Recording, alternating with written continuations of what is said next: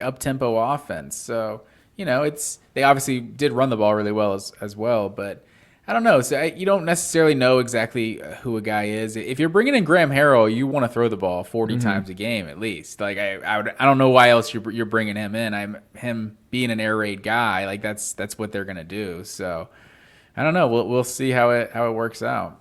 Personally, I was hoping that Todd Monken would get plucked. I'm just sure you were. I'm annoyed that we lose Alex Golish to USF, and like Todd Monken's just sitting around in this Georgia offensive coordinator room, and I'm like, get this guy out of here. Buster Faulkner gets plucked, which was a positive as the OC at Georgia Tech, but man, I'm waiting on the Monken departure.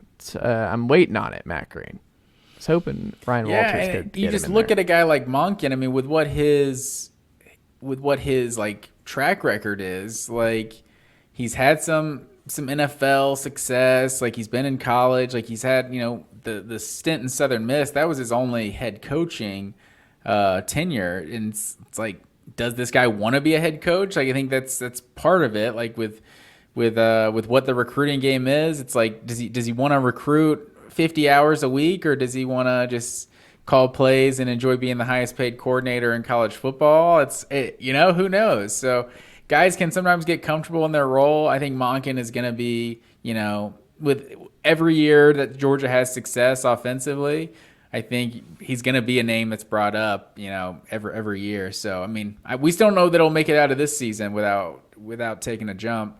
Because Navy, it's time. Get the Monken family bowl for Army Navy. Let's get Todd Monken versus Jeff Monken going. He's getting paid like I think $2.5 million a year. Like Navy can do 2.6. Can Navy pay the head coach $2.6 million? I'm not sure they can. Like, it's a good question. I don't know what they make.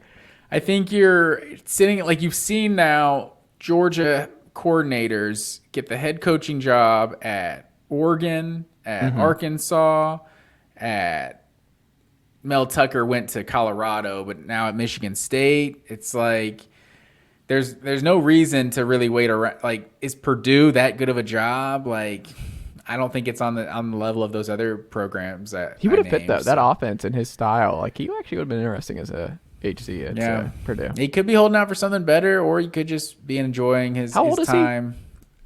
I don't know. I'd have to say he's got to be 60.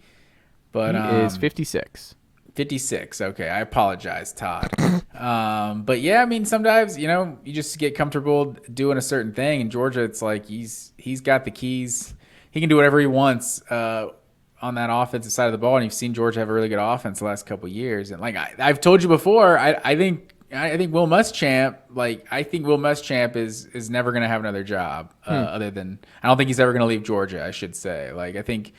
At some point, Glenn Schumann is probably going to get a head coaching job here in the next 4 or 5 years or something. And then I think Muschamp will be the solo defensive coordinator. And just however long Kirby's at Georgia, I think Muschamp's going to just be his right-hand man. He's done his head coaching job thing. Now he's back in Athens. He's home.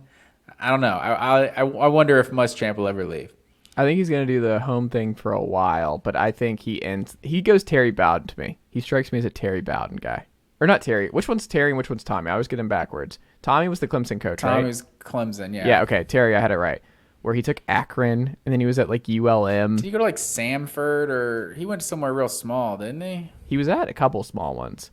I think Muschamp is like the coach of South Alabama in like 7 years, or like UAB or something. I don't think he gets another Power 5 job, but I think he does the circuit at the end where he coaches the small schools in the South. Yeah, it's possible.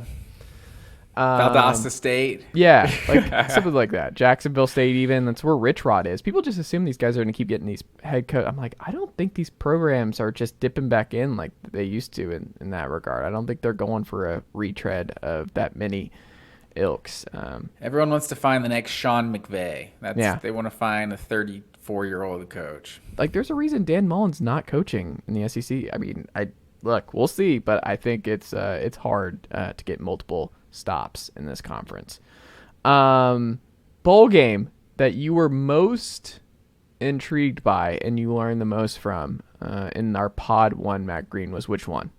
Which one had your attention? Which one were you locked in on?